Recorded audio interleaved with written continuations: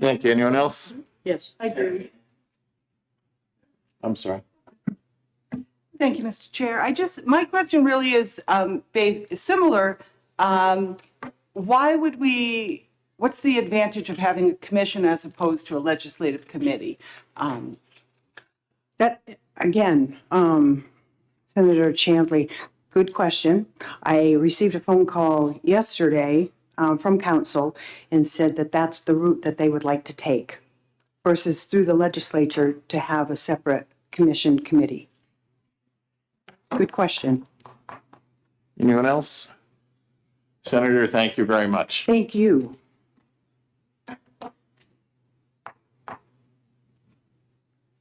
Jeff Foy, come on down. My favorite insurance dealer from Exeter.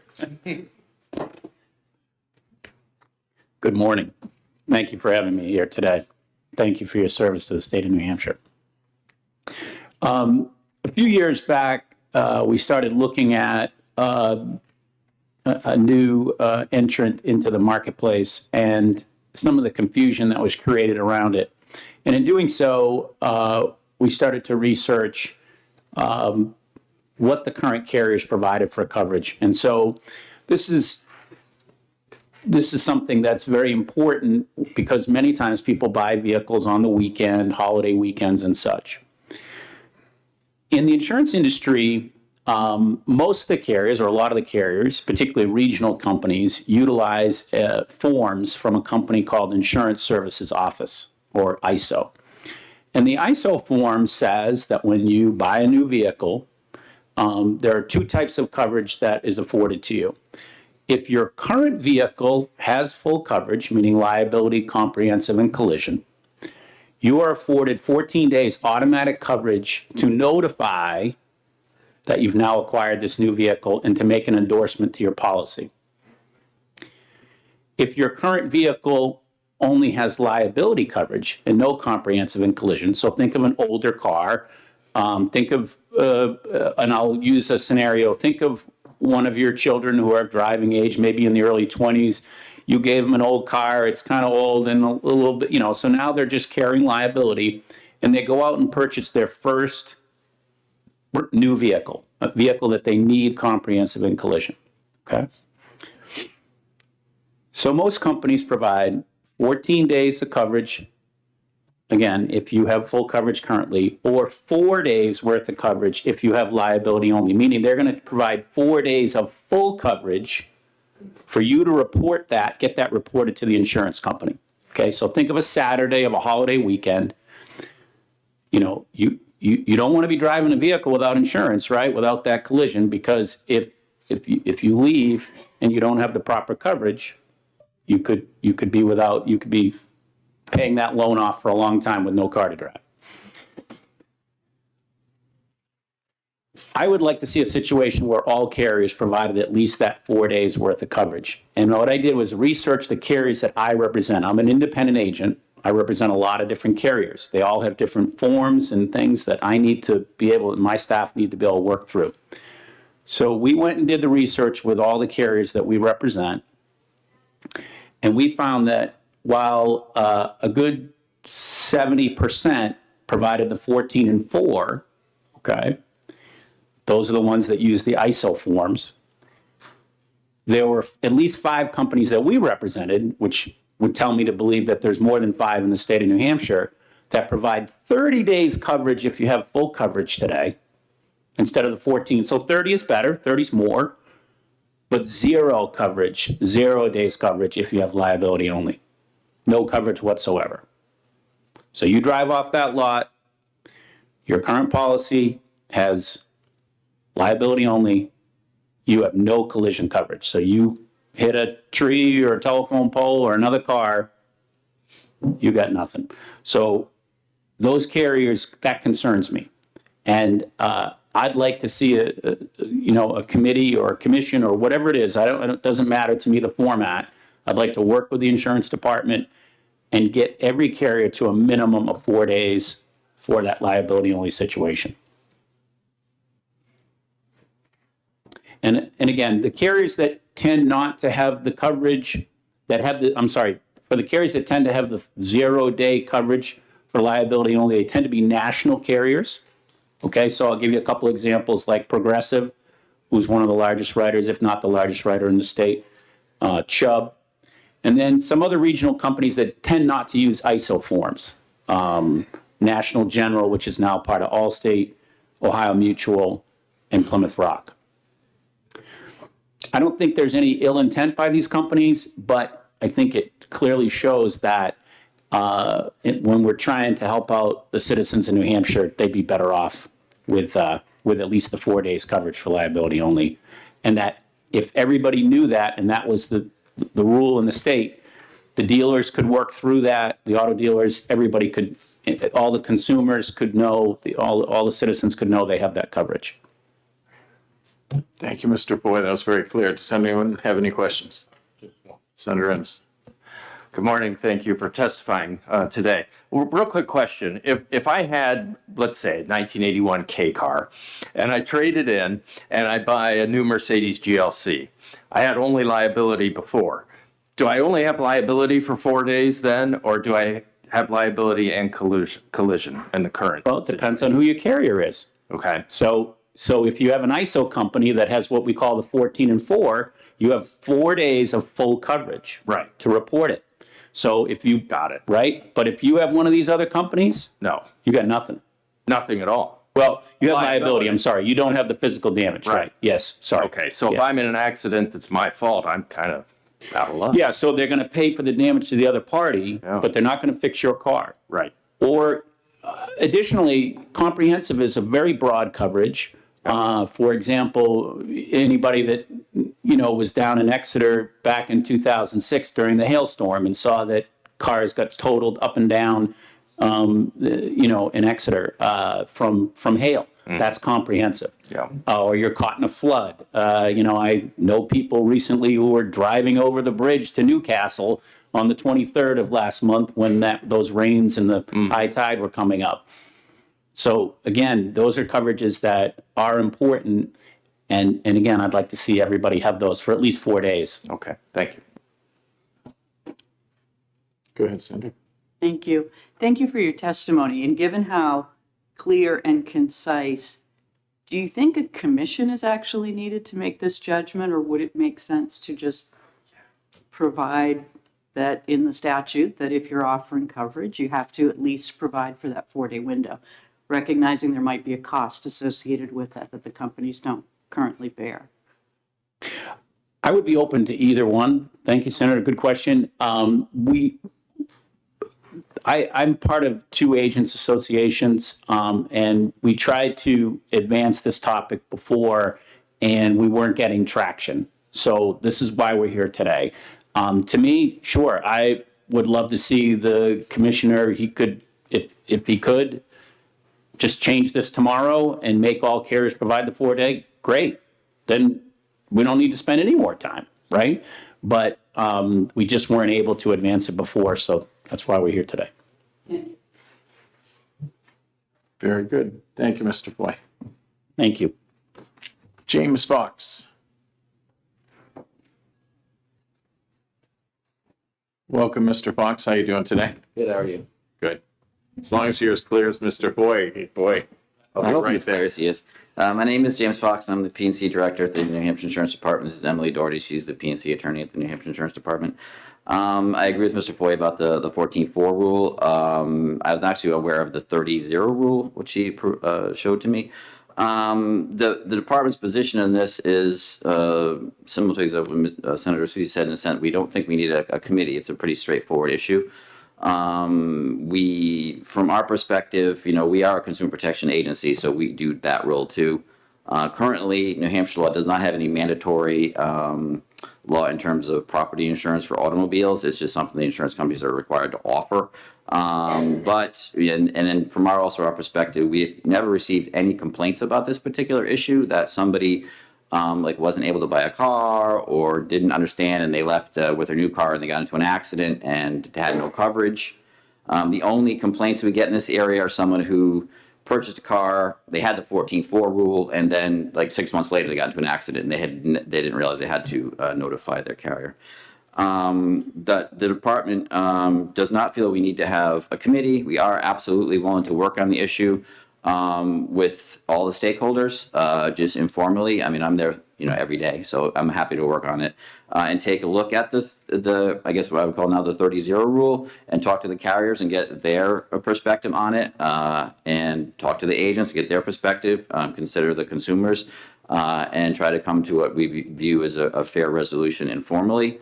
As some of you may know, the commissioner has a lot of power in terms of forms.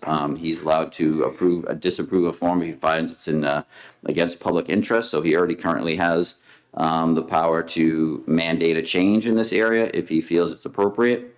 And I think if we go the informal route at the department, that usually comes to resolution. And if there isn't a resolution, then at a later date, people can propose legislation. We can weigh in on that too. That's basically the department's position, is we don't need to have a committee on this issue. The department will work on it informally. Very good. Thank you. Any questions? Thank you very much, both of you. Thank you. Emily Doherty. Oh, there you go. You're right here. So, sounds good. Thank you.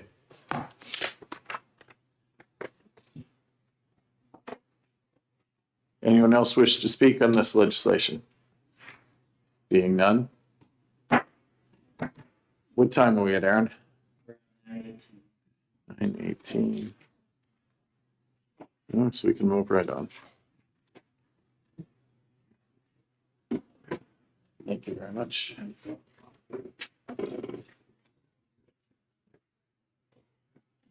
This is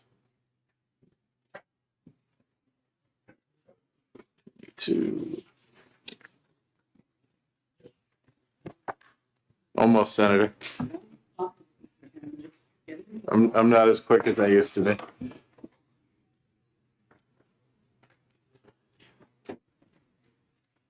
Thank you, Senator. Thank you. Good to see you, Mr. Foy.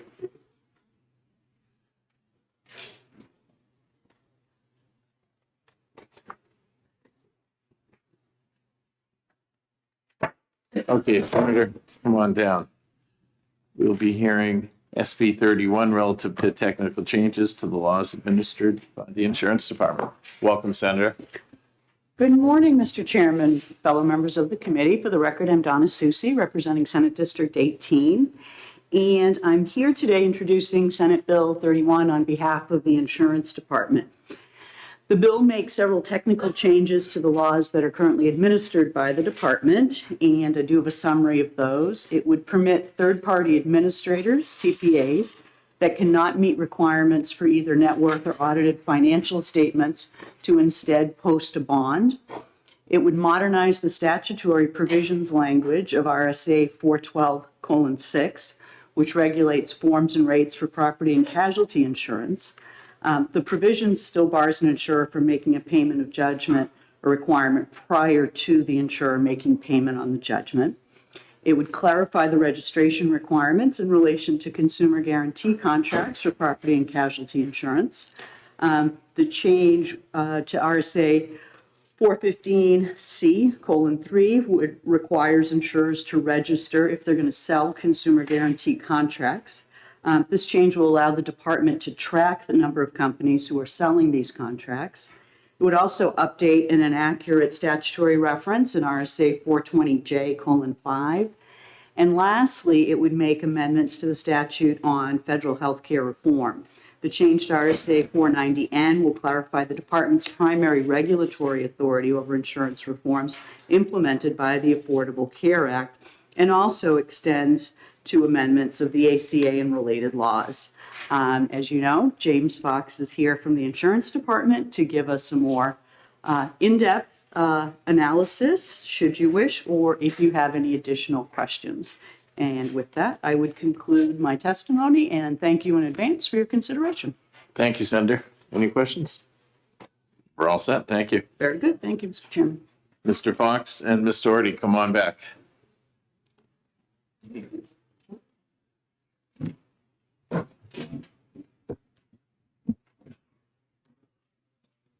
Hello again, James Fox again. So this is our technical bill. So this one's very straightforward. It's pretty easy to understand. The TPA, a third-party administrator, they work for the insurance companies. The primary concern is usually with the solvency. This is a financial regulation. The first section is the solvency of the insurance companies. Sometimes a third-party administrator will have a liability on the books, which makes them not look as profitable as they actually are, even though they have cash flow. So our financial regulator wanted they could post a bond, because we always look to the insurance company first and foremost anyway.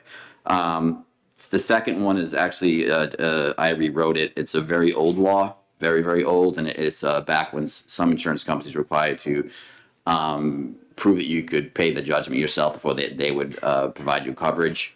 It had an antiquated language. I'm not really sure the value of it 100%, but I decided at least to clean it up to make it so people could understand it when you actually read it. And it's not something the insurance companies are currently doing, but since it was a problem long ago, it seemed okay to just leave it in the statutory scheme. The third one is the consumer guarantee contract law. That's not insurance. That's if you buy something, say from Amazon, they say, do you want to buy this extended contract to like a warranty?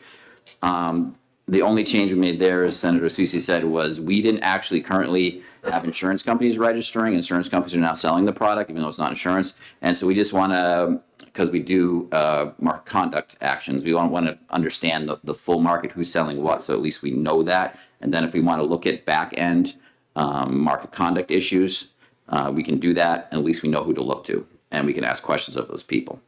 The last three are the health insurance, which I don't primarily do, but I could definitely handle the first one, which is we just changed letter G to letter F because it was just a typo. And then the last two, we've added the Public Health Service Act to our regulatory authority, and that was very simply because we were the primary regulators of the ACA, but a lot of the amendments to the ACA are actually the Public Health Service Act. So we wanted to clarify that we also look to those laws too in our regulatory role. So it's a pretty straightforward bill, and it's pretty simple changes, but I'm happy to answer any questions. Thank you very much. Does anyone have a question? You're looking good. Thank you very much for your testimony.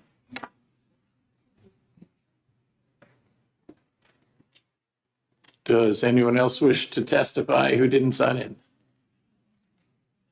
Seeing none. And where are we at? Where are we at, Aaron, for time? 5 more minutes. We're ahead of the game. Okay. Do you want to do it now? I don't mind doing it now. Is that everyone else okay? Comfortable? Aaron, we're going to exec it now. I know you wanted to wait till later, but we're just moving through. Is that okay? Okay, Senator, do you I have a would motion? move into executive session. Second? All in favor? All in favor? All in favor? Wait, which one is? The one we just, Oh, yes, of course, in favor. good. All in favor, say aye. Aye. Okay, Senator, any discussion? Which bill are we talking about? 31. 31. I would move on to pass, Mr. Chairman. I would second that. right. Any discussion? Oh. All in favor, say aye. Aye. Aye. Good. Ayes have it, 5-0. I would Next move up. consent. Second? All in favor? Aye. Motion passes. Thank you. I'd be happy to take this one out if you, Thank you. Senator Susi will take it out. We're in great shape. thank you. One down. They'll like you upstairs, Senator.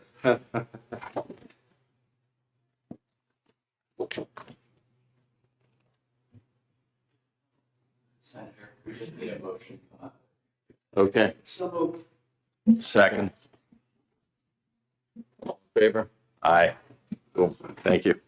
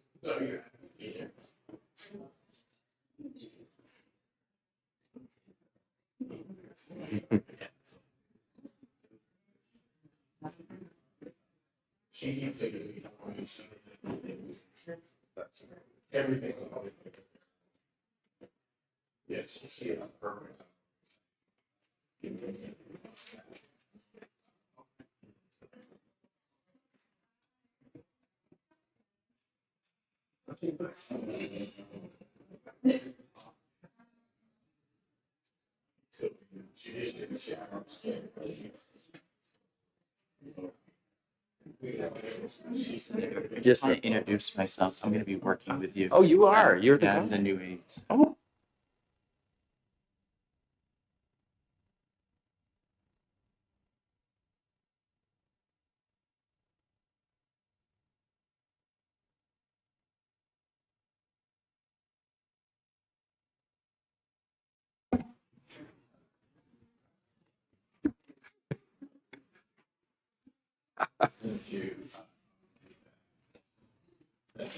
Welcome, show us where to be. Wendy's. Wendy's indeed. Good morning, committee. I'm Dan Ennis, representing Bradford and District 7. It's a pleasure to be here with you this morning.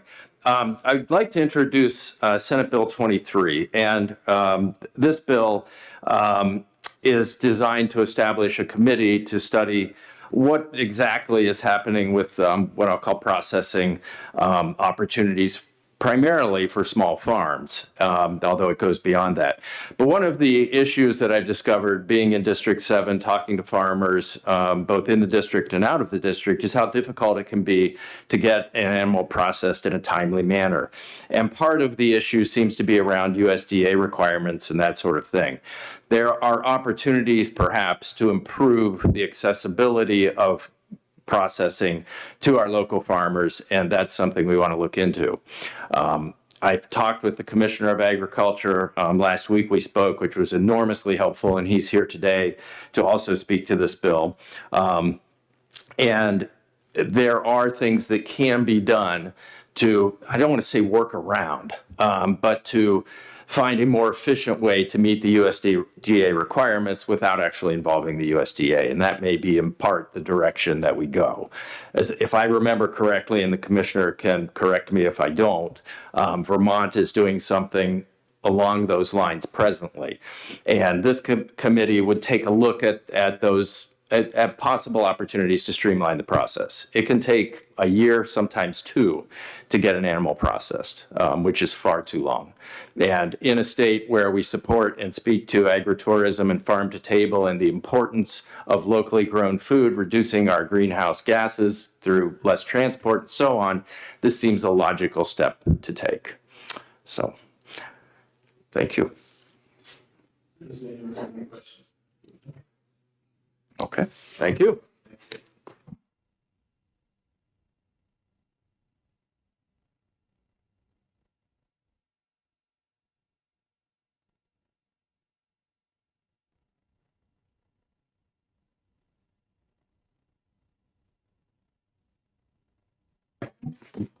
Always forget about the button, sorry.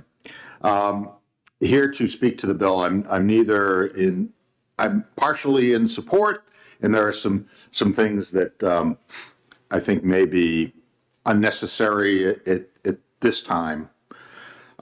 So we do have a state meat inspection program right now. It has never been used and is unlikely to be used. So just as a way of explanation, so if you have, and many states do have, a state meat inspection program, I'm not exactly sure why, but all those states would have sales and income taxes.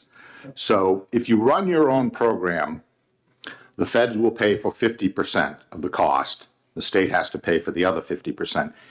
USDA inspected facilities, the feds pay 100% of the cost of the inspections, except overtime. So if you require overtime, then you pay for that. And they do guarantee that they will have an inspector there for the 40 hours a week that are required, and you have to be open for 40 hours a week. I've not had a conversation with anyone to find out if the feds are willing to split employees. That question has not come up. In the last several years, I've had a lot of conversations about this. There was a study committee in the House that reported out little over a year ago on many of the similar things that are requested here. Where we have gone since then, and Senator Innes is absolutely correct about the fact that there has been a real backlog, and it has been a huge problem to process meat from particularly smaller farms in the state of New Hampshire. Through the ARPA fund grant, I worked with a group of people from the industry, from the Food Hub at UNH, and we applied for a grant for agriculture. We got the meat processing part of it. So there are two things that we are currently doing. One is Cooperative Extension is developing a class that we can take on the road. So right now they're pricing out, well, not pricing out, but trying to have this mobile classroom for meat processing developed.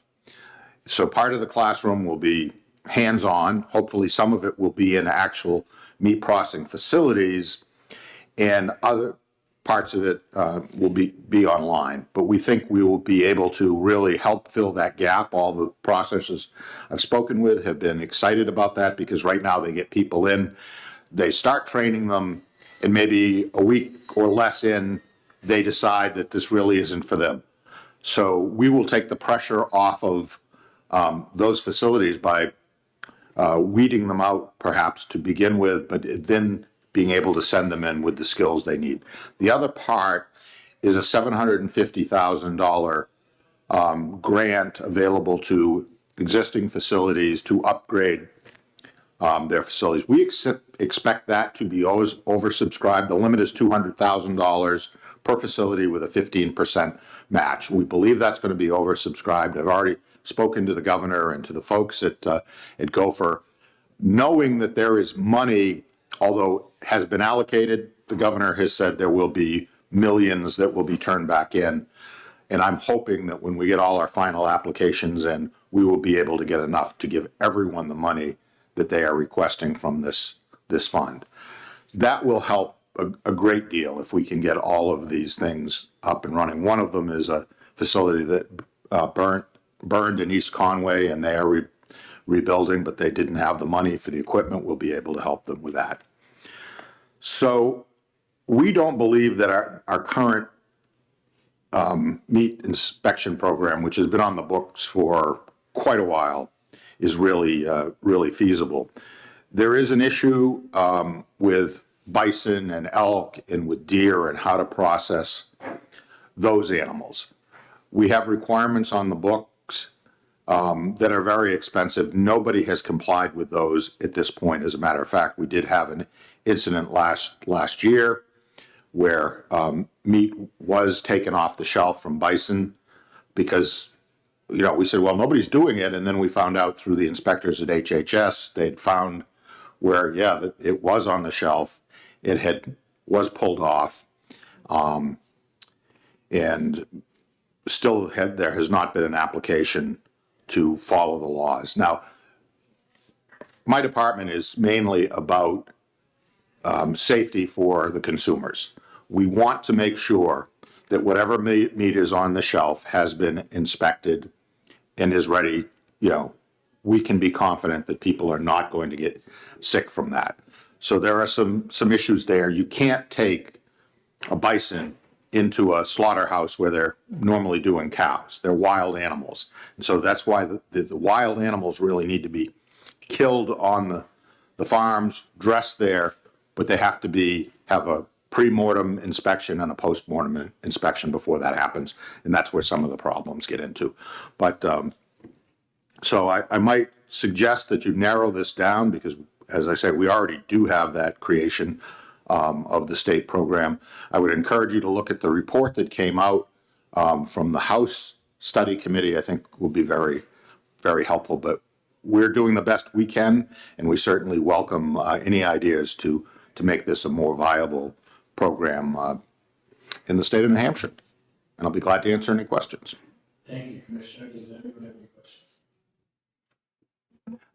Would it make any sense, Commissioner, to pull out the non-amenable language that's in here, or do you think that should stay? I think that probably should stay. There is a real desire to do that. We've got to see if there is a way that we can do it economically. Right now, there's an exemption in our state meat program, and understand USDA only speaks to certain, cows, pigs, the normal type of things, and they put aside all the non-amenable, if you will, animals, and left that sort of to the states to determine how to deal with them. But as I say, meat is meat, and you want to make sure that it's safe. Mm-hmm. So right now, a veterinarian would have to be on site, right, for the pre-mortem and the post-mortem. That becomes very expensive, and I don't know if there's some other way we can do that, if there's some other training. Obviously, if you're doing 5 or 6 at a time, it becomes less expensive. But if you're only doing one animal, it's going to be probably cost prohibitive. And I think a lot of small farms are doing maybe 1 or 2 at a time as opposed to the larger scale operation. Right. And right now, they can consume that for themselves and their families, but they cannot sell it. Yes. Without the inspection, and none of that inspection is taking place. Thank you. Thank you. Go ahead, Senator. That actually partially answers my question. So the issue here that we're trying to get at is the commercial sale. So an individual, for example, who shoots a bison, I don't know if there's a bison schedule, but, and wants that animal dressed for their own consumption. That's not an issue currently? That is not an But the issue. issue would be if the bison meat from the animal were found Right. on the shelf. Okay. Yeah, everything is a little convoluted, and I'm not sure where this fits into these species. But for instance, you could buy a cow from somebody. You own the cow and it's on that farmer's property. It could be slaughtered there for you. I'm not sure if it works that way with wild animals. I haven't really got into that. That hasn't been a question that's come up. But so there's a lot of nuances in this whole thing, and I've been trying to educate myself during this summer on how this all works, because it is a big issue. Just one follow-up.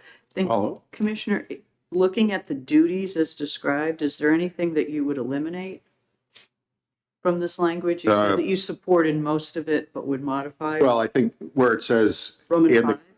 in that the Roman issue? 5, well, to determine how a state meat inspection program would be established. It is established, so if you're going to do that, it should be perhaps modified instead of established, because there is the impression here, and actually, Representative Bixby, who is here at our request, is putting in a bill to actually eliminate parts of this program. It would be not the non-amenable parts, because that still needs to be there, but I'm really very tired of explaining to people why we will never have a state inspection program that is on the same track with the federal inspection program. It just makes no sense for a state like New Hampshire, because while you could sell in state, if you were a state inspected program facility, you could not sell meat going across borders. Now, maybe in Texas that makes sense, but in New Hampshire, where you can get to a number of other states in an hour or less, it probably doesn't make any sense. And I don't think anybody would actually want one, because we have to have at least the same standards in our program that the feds do. That's in the federal law. There's nothing we can do about that. Very good. I think we're all set. Thank you, All right. Commissioner Jasper. Thank you. Scott Mason, the Fish and Game, come on down. Yes. Sure, is that okay? Yeah, come on down. Thank you, Peter, for letting me know.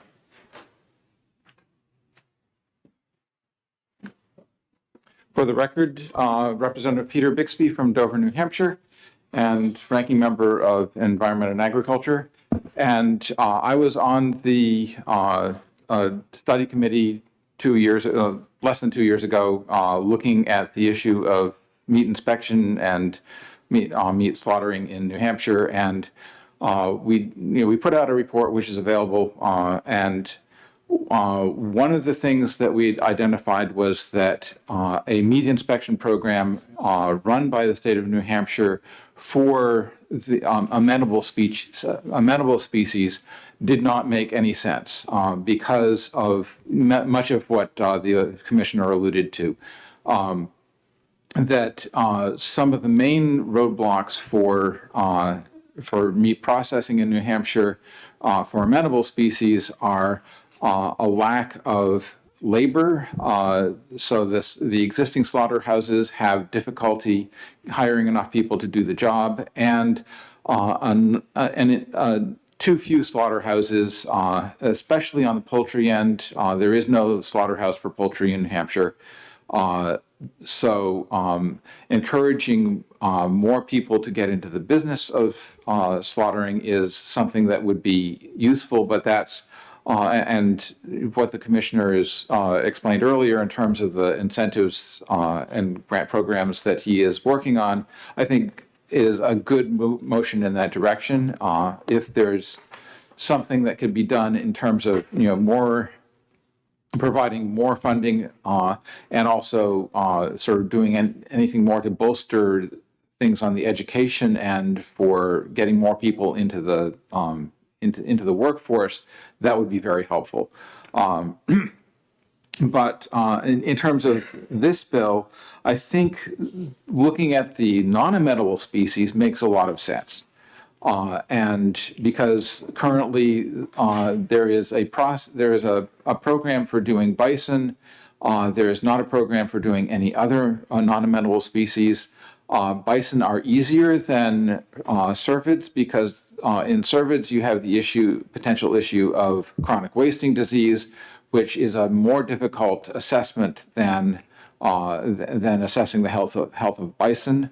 But that's something that you could look at in your study to see how that could be dealt with.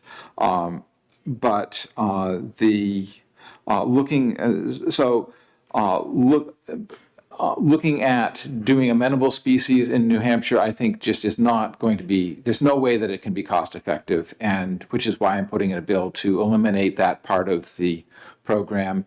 Any meat inspection program that would be going forward would have to, what's currently in statute doesn't really work. It is based on a USDA framework from a decade and a half ago.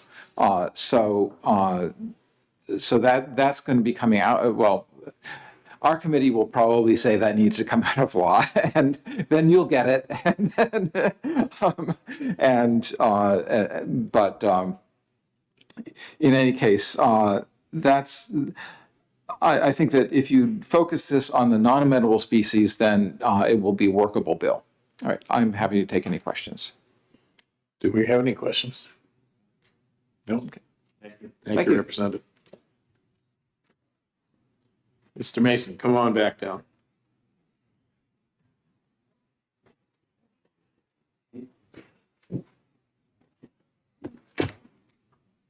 Good morning, Scott. How you doing today? Good. Good morning, Chairman Gannon. My name is Scott Mason. I'm the Executive Director of New Hampshire Fish and Game. I'm here today to speak on Senate Bill 23. The department does not take a position either for or against this bill. Our only request is that you take a look at item 6 and you might decide to amend that to include fish and game. Our concerns, as you heard just a few minutes ago, are with the transmission of wildlife diseases between domesticated wildlife species and our current herds and flocks in the state, either through importation of animals coming across the border or improper disposal of the waste products coming out of a slaughter operation. Keep it short and simple, and that's where we're at. That sounds good. Any questions? Thank you very much for your testimony. Thank you. Nick Bellius. Bayless. I'm gonna get all the Irish names perfect. Hi, good morning. Good morning. For the record, I am Nick Valis, and I am a non-amenable species farmer. I've been raising bison and elk in Errol, New Hampshire for approximately 28 years. And one of the reasons why I got into this is basically the preserver farm that was a dairy farm, and no one wanted to farm it.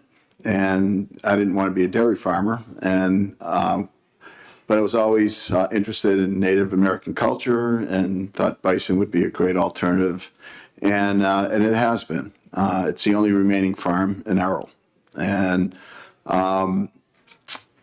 with that, I brought in elk about 6-7 years ago to basically improve the pastures. The elk and bison live symbiotically, and it's a beautiful farm. My challenge literally is to make it economically viable, right?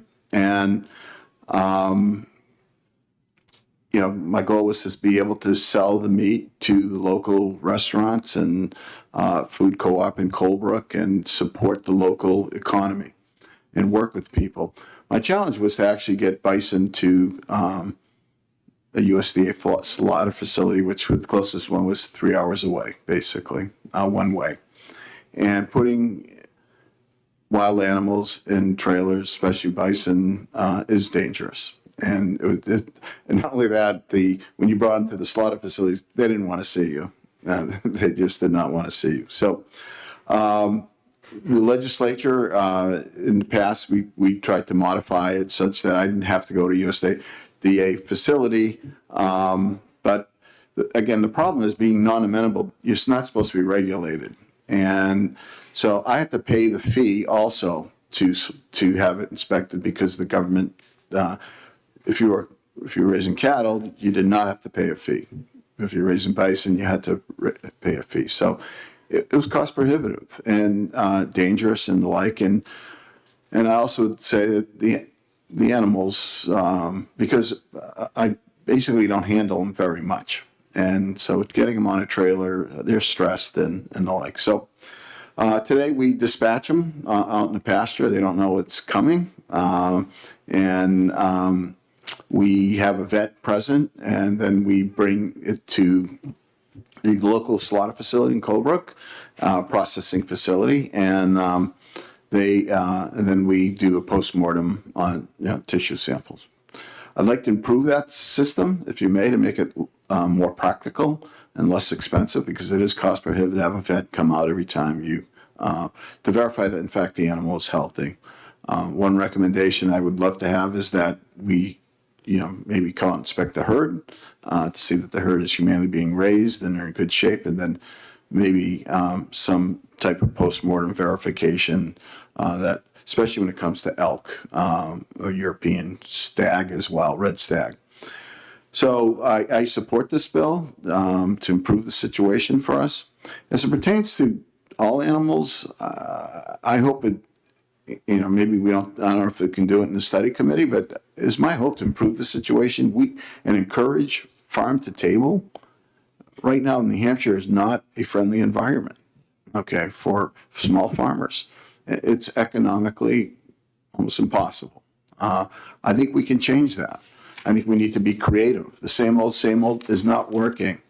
We need to be creative, think outside the box. And I believe we can all take into account food safety. One thought that I'm also a hunter. Deer hunters donate literally tons of deer meat to local shelters and the like.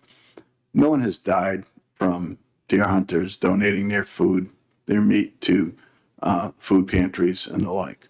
Food safety is important. And I think we can do things to actually, encourage food safety without having to create what I think is a bureaucracy that discourages local farm to table. Food safety to me is more about food additives and processing food that is killing us. Okay, I really believe that. I'm in healthcare, and I see how massive processing of food is not healthy. Okay, that a farm to table is a better alternative as far as health is concerned.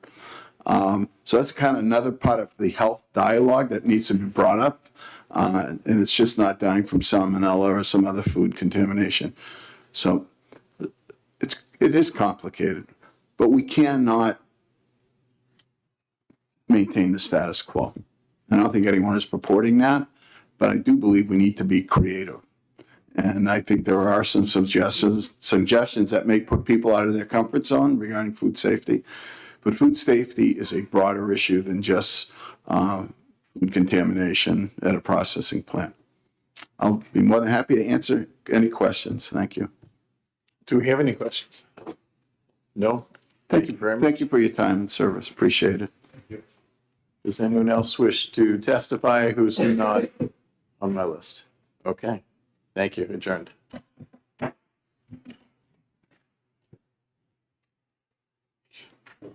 Oh, you were up again. You're a busy boy. So you get for writing too many bills.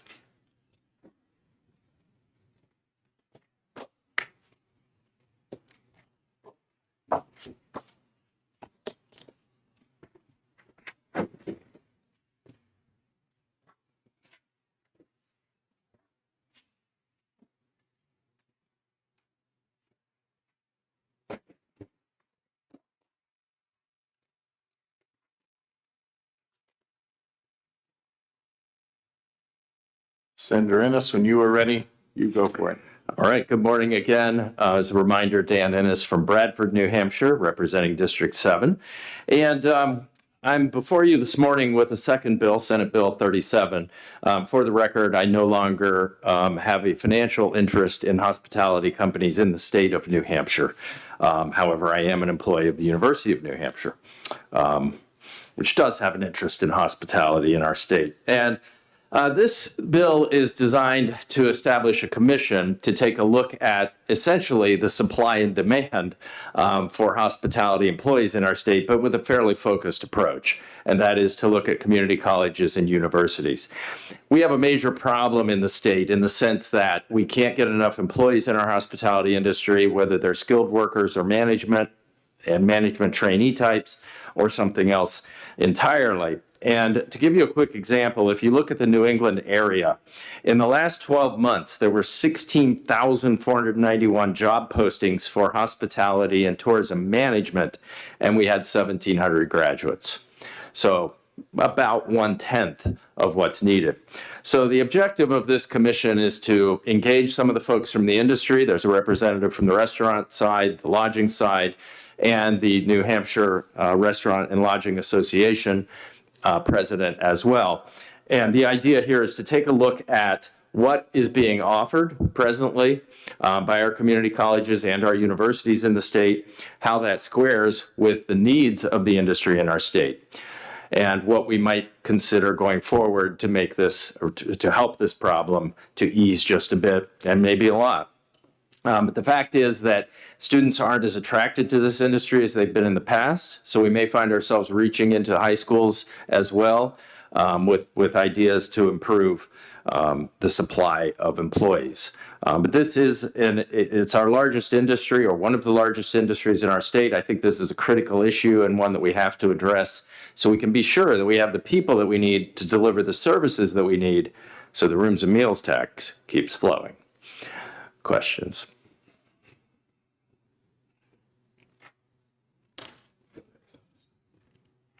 I just have one regarding the membership, and that is I don't see anyone from either the university system or community college That's correct. as a member. And since you want to look at information, including enrollment and Yeah. curriculum, would you want them at the table? We could have them at the table. I mean, that information is generally readily accessible, but I understand your point, and it's a good one. So thank you.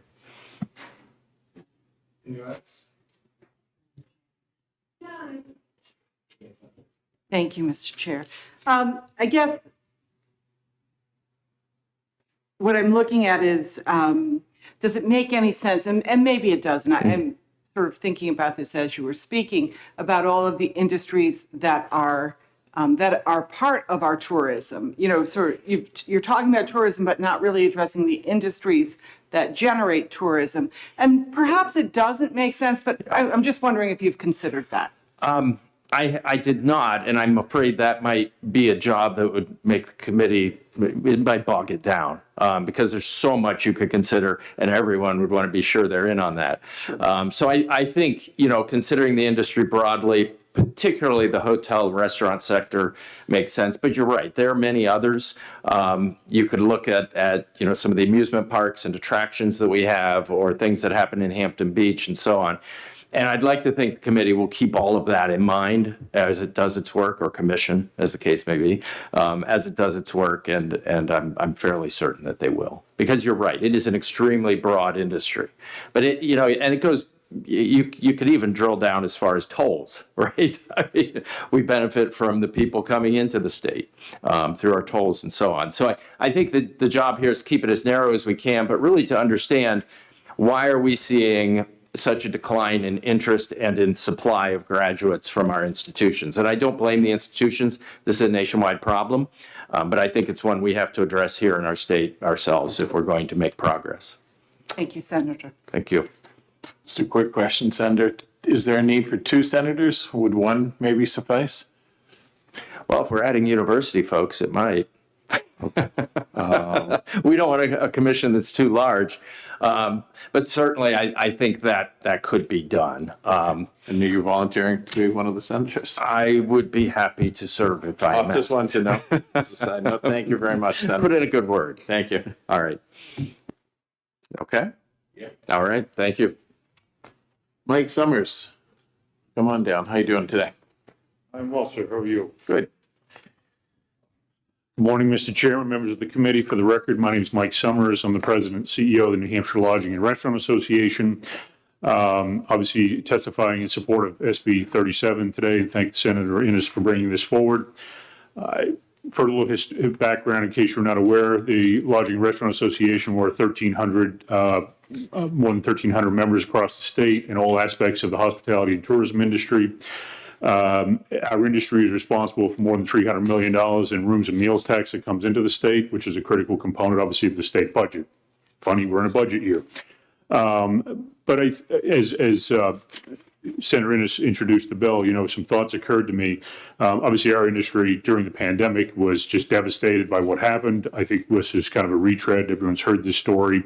But I think what most people don't really fully appreciate is how much we continue to struggle. And obviously, there are things like energy prices and inflationary pressures, et cetera, that are making things challenging. But when I talk to our members, the number one issue is staff.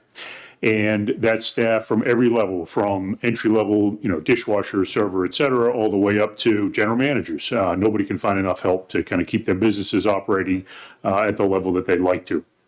And I'm sure that all of you have seen in your travels that restaurants and even hotels to a degree have shortened the hours that they're open because they don't have enough staff.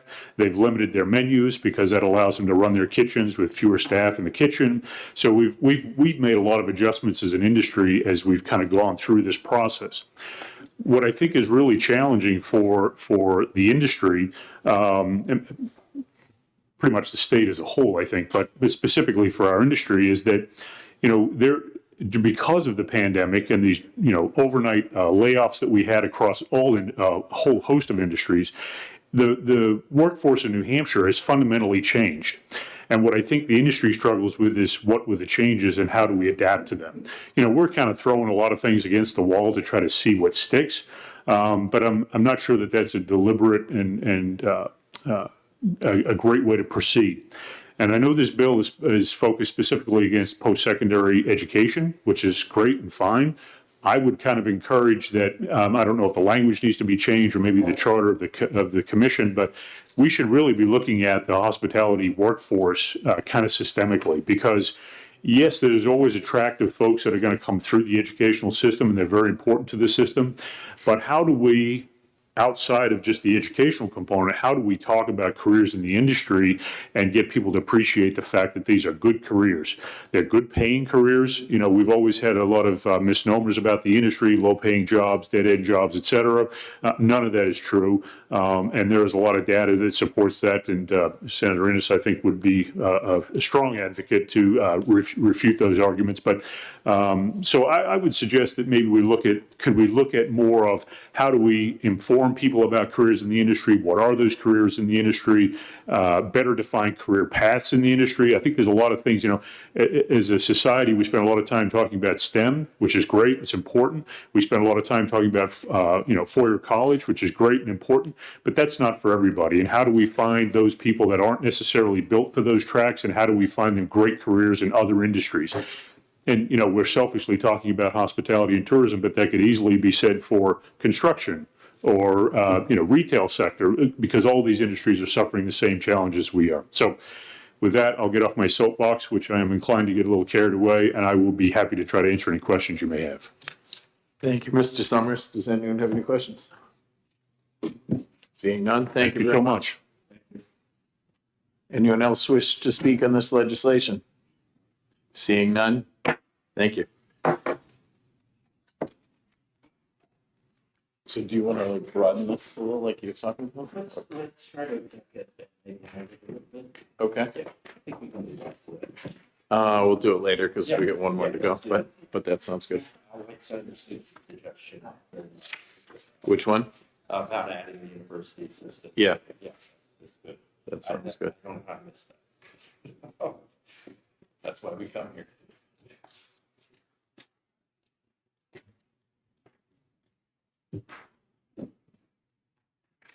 You're getting the workout, not me. I'm the one who needs it. Okay, so it's just me. You're gonna take the helm? There you go.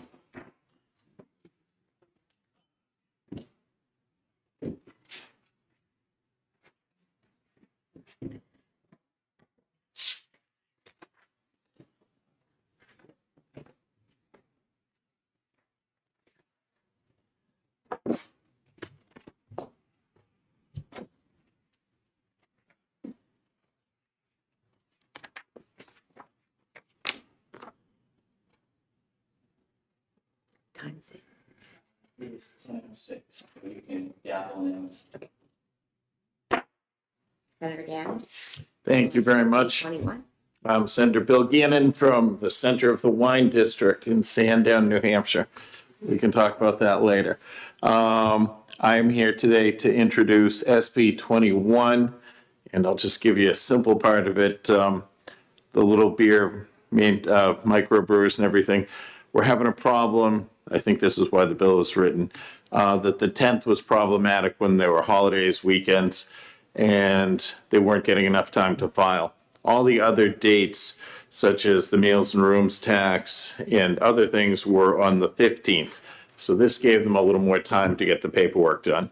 And it also, in the bill, allows for electronic filing, which is not currently allowed. And that's about the gist of the bill. The Liquor Commissioner asked me to bring this legislation forth. I'm not sure if they're behind me and going to testify or not. But that is the gist of the bill. Thank you. Does anyone have any questions? Okay. Is there anyone that would like to speak to this bill in addition to Senator Gannon? I guess they didn't come, but okay. Includes SB Thank you. 21.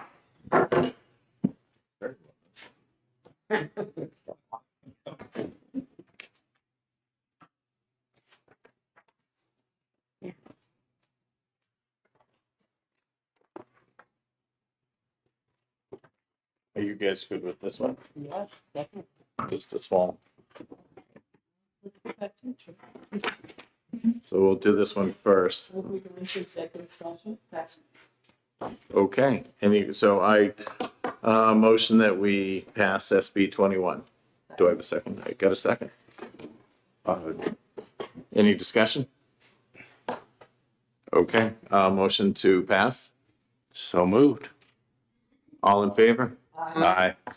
Opposed? Like a no opposed, good. Make a motion to move to consent. I knew, great. All in favor? Aye. Motion passes. I'll take it out, it was my bill, shouldn't be a biggie. Write something funny. I'm trying to make up, I'm feeling missing Harold, so. Senator French, as you all know, is not here. So we got that one. Aaron, which ones did we pass? That was 21. Earlier we did what number? 31. 31. Maybe I'll play those numbers. Tonight's the big night, right? Isn't it the $1 billion? Or Is it? Did I I miss that better one? pick something up. New Hampshire lottery. Okay. So if one of us isn't here, yes, go ahead. That's correct. Yeah. There you go. Good. She's always on. I'd like to make a Yep. motion, if that's okay. Yes, go ahead. To auto pass on SB 37. Do I have a second? I'll second it. Yeah, I think we should Oh. amend this one okay. just a bit. Okay, So, so we'll pull that, yes, we'll well, pull that, I think we can get this through today. yep. Oh, we need the up to pass. Yeah, okay. And then do the amendment. And then I'm the sorry. amendments? Yep, Yes. thank Okay. you, Senator. All right. So we have the ought to pass motion. Yep. And I'll second that. Okay, Okay. and so now we have to motion to, do you want to discuss the amendment? Well, yes, I mean, Senator Susie made an excellent point that, you know, we've included folks from the industry, but not from the, you know, consuming industry, but not from the supplying industry, which would be the community college system and the university system. And I do think that it makes good sense to add representatives from each of those. So, and I'll need a little help here, senators. I trust we would be adding under section 1, a letter F, to include one representative, I'm writing this down, from the New Hampshire Community College System, whatever that official name is. And then G would be one representative from the University System of New Hampshire. If I might make a suggestion? Mm-hmm. You know, taking into account Mr. Summers' comments as well as this possible amendment, should we not include vocational education in some way as well? You know, whether it's through, you know, the Department of Education, high school, you know, I'm not sure, but Yeah. I think that should be considered as well.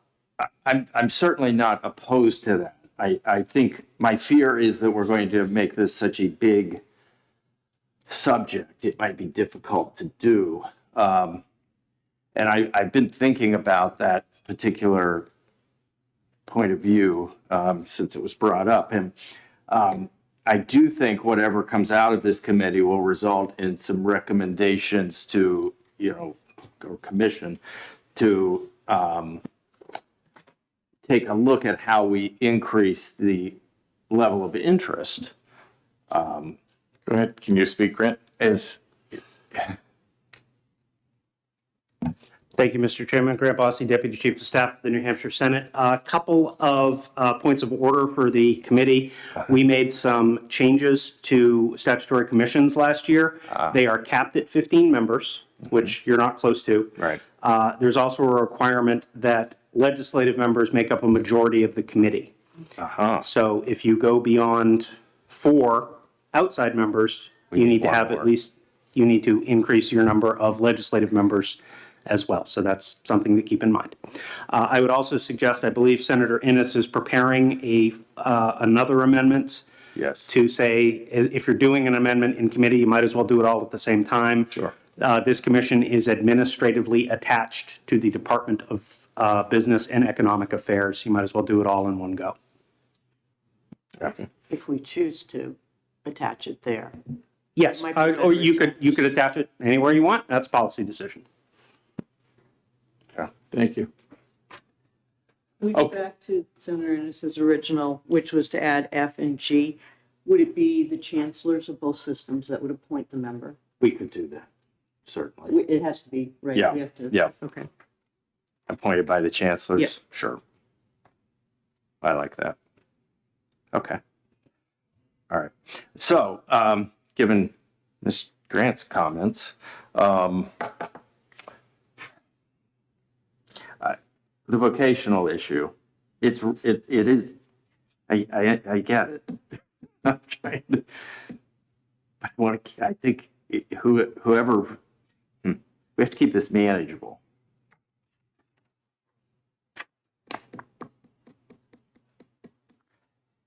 And that is why there was a second senator, was the balance in the committee.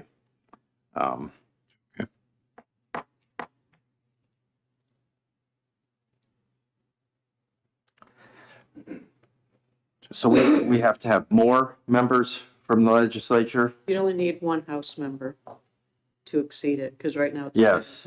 5. So we could do a fourth House member. And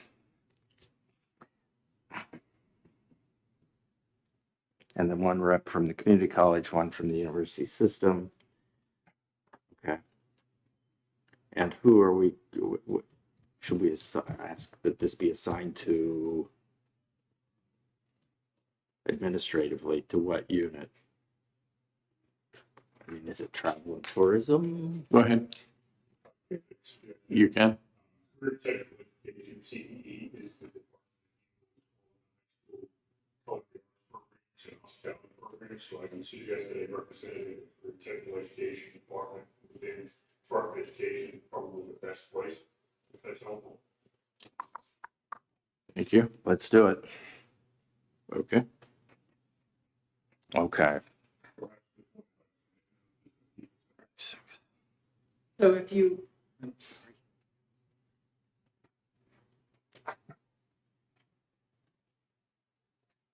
Mr. Chair, if we then go to, if we were to do that, which I think makes great sense, that brings us to 6 and 6, right? Right. So we'd still have to go up one more House member, They need something to do, sure. Okay. 5. And you know, in all seriousness, I think if you know, we can encourage those House members come from areas with a high level of travel and tourism, you know, the Seacoast, the Lakes region, maybe, you know, ski areas and so on, that could really bring a nice balance. Yeah. Yeah. I agree, and I think it's great. I appreciate you being amenable to putting on the vocational education. I think it makes a lot of sense. That's the first source for, you know, employees, and they can continue their studies at a community college if they like. It all works. Yeah. Okay. Just want to clarify, are we adding a CTE member and are they appointed from DOD? That was Mr. Summers' recommendation. Okay. One representative from CTE appointed by the commission. Yeah, that works. Okay. All right. So administratively, where does this go? Does it matter? Yes, looking at where you have work with the appropriate state agencies, including Department of Natural and Cultural Resources, Division of Tourism, Maybe that. maybe just that. Yeah. I think that works. Okay. Did you have a thought?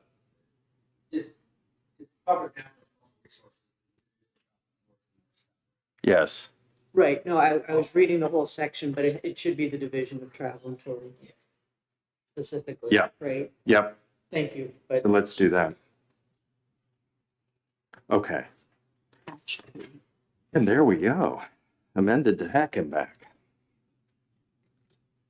But better. So Aaron, are you there?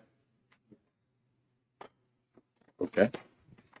So do you want a motion to pass your amendment? Absolutely. All right, thank you. All in favor? Aye. Aye. Do we want to put this on consent or do you want to talk about it? Yes, yes, Okay. we need to vote on that. Okay, we'll vote on that to pass as amended. Thank you. All in favor? Aye. Okay. I'm fine with consent. I like consent. Yeah. Work it out. All in favor? Aye. All right, thank you. So moved. All right. Senator Ennis, are you taking this out? Yes. Thank you. Thank you, Senator Susie. I'll be buying you coffee every week. So we got 3 down. Mm-hmm. Let's see, what do we got here? We have animals. We have animals and,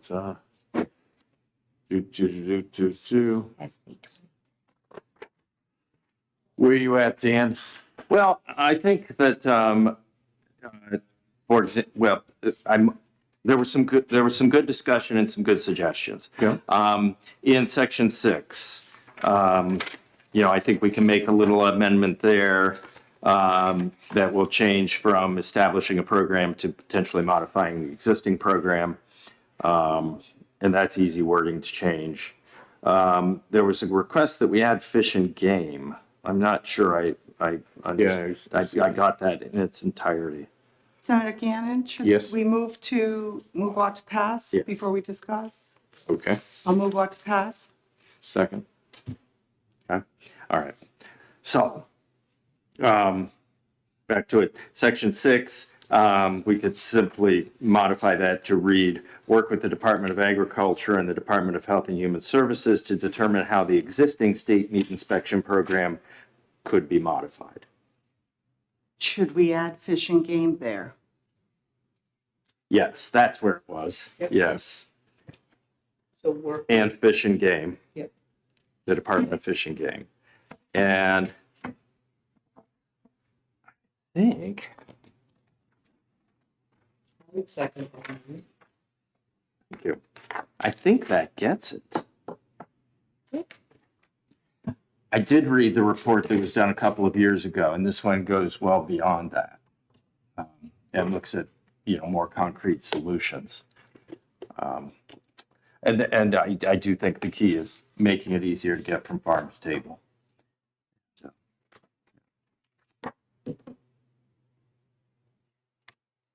So you're happy? with I'm the happy. changes? Everyone else happy? Okay, one motion to pass. So moved. Second. All in favor? Aye. Aye. Aye. Opposed? Nay? None of them? Sorry. The amendment first. This can take a month. Okay, so we'll move on the amendment, We did the amendment. I and thought. now we're just gonna move on the, Now we do the bill. We just. Pass We it. just voted on the amendment. It's not to pass as amended. Right. okay. Moving on the bill, motion to pass. So moved. Amended. Second, all in favor? Aye. Aye. Aye. Okay. Do we want to consent this or no? Yes. Yes. Moved. Okay, second. All in favor? Aye. Aye. I'll take it out. If necessary. Yes, you are. Yep. Okay, auto insurance. Oh, yeah.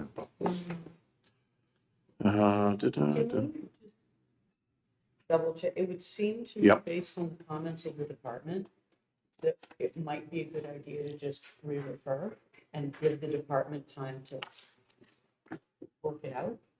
Yeah. I agree. It's a fine bill. Yeah. Give them a little time. Do that, but I think it sounds like the department has the authority to resolve the issue Okay, without the creation of another commission.